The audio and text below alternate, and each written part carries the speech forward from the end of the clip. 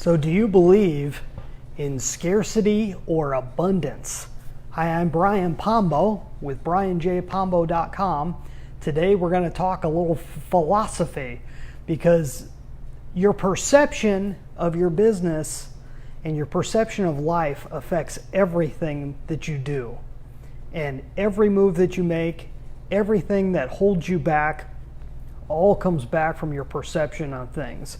It's not that the reality of the situation has changed, but your perception, the difference in how you see something, can make a huge difference. Let's talk about what scarcity and abundance means. Scarcity is the concept that there are always things out of reach, that there are things that there just aren't enough of, that they're going away, that they're just not there, that they're tough to get to. Abundance is the idea that you always have enough, and there's always more behind where that came from, and that there's always enough for everybody, more than enough for everybody.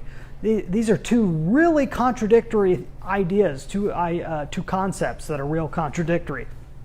The way that I've come to think about it, I'll tell you a little bit about a movie I've been watching, and I've been watching it because it's long. It's actually, I think it's 4 parts, something like that. It's from 2002. It's a documentary, British documentary called The Century of Self. You can find it over on YouTube. I think they've got it all together. It's like 4 hours long, something like that. And I just started getting into it. It's all about a guy named Edward Bernays. I'm not sure if you've heard of this guy before. He was the nephew of Sigmund Freud. He was basically the father and coined the term public relations here in the United States. He was so good at helping at actually manipulating people through marketing, that he was so recognized that the government started hiring him to help to form people's opinions about wars and so forth. He did so well at that, internationally became known to people who are into that type of thing. So people like Goebbels in Nazi Germany actually recognized him as being one of the ones that he looked up to in terms of how to manipulate the thoughts of people. So what's this have to do with abundance and scarcity? What Edward Bernays found out, and it's not a huge secret, but he started actually talking about it, actually started teaching about it, is that if you can create in people's minds the idea that they don't have something that they should want, that it's something that someone else has, if they could create the perception of scarcity, that you can get them to do basically whatever you want them to do. And you can see this happening all over the place. Governments use it. Politicians use it constantly. The fact that the idea that someone else has something that you need, that you should have also, they use that to manipulate you. And if you could pull back and see the manipulation, if you can see that you really have everything that you need for the most part, the only places in the world where people do not have enough of what they need are the places where people are literally holding it back from them. My wife was actually born in Ukraine, and in Ukraine they went through a period of time where they were starving to death. Actual farmers were starving to death. Well, how can farmers starve to death? They have everything they need. They get rain. They had ground to be able to grow their food on. Why would they be starving to death? Well, it's because Stalin was going in, taking all their food, taking all their money, stopping any form of commerce from occurring, and actually forcing people to starve to death. The only places where people are really have a massive scarcity are the places where it's being forced upon them.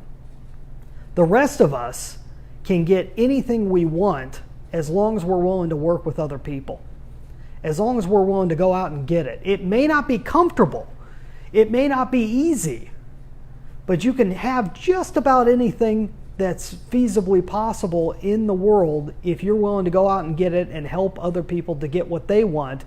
You can trade them for what you want. That's why scarcity it's really a mental play. Yeah, things are scarce temporarily, But water is one of those that they're always playing with. That they're talk about water scarcity. Why is water scarce?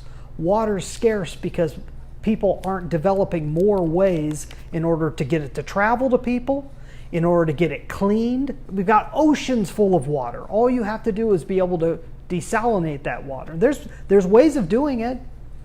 So why is it not being done en masse? It is in certain areas. In other areas, it's not.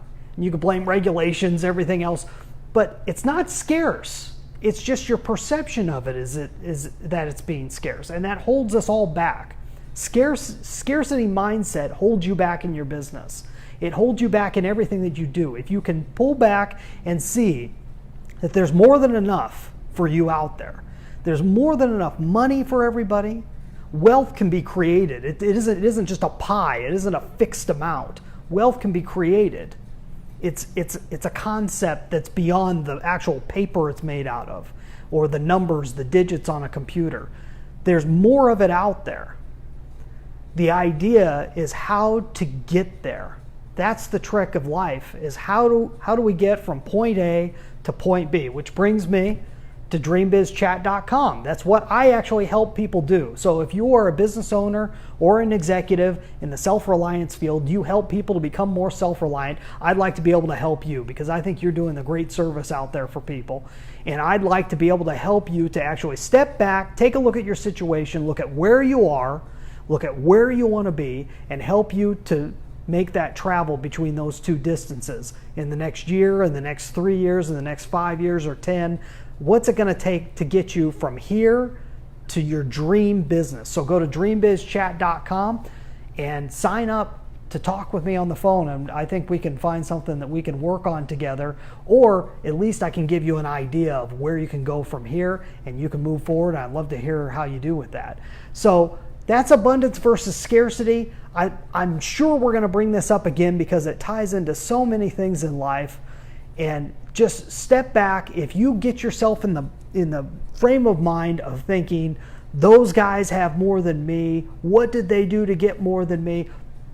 Pull back and let the emotion drop out of it and actually focus on what's it going to take for me to get from point A to point B. Who do I have to help?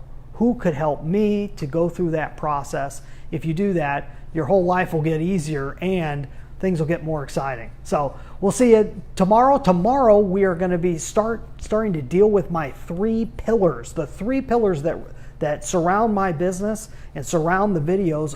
Just about everything you're going to see me talk about has to do with these 3 subjects. We're going to talk about that tomorrow. Have a great day.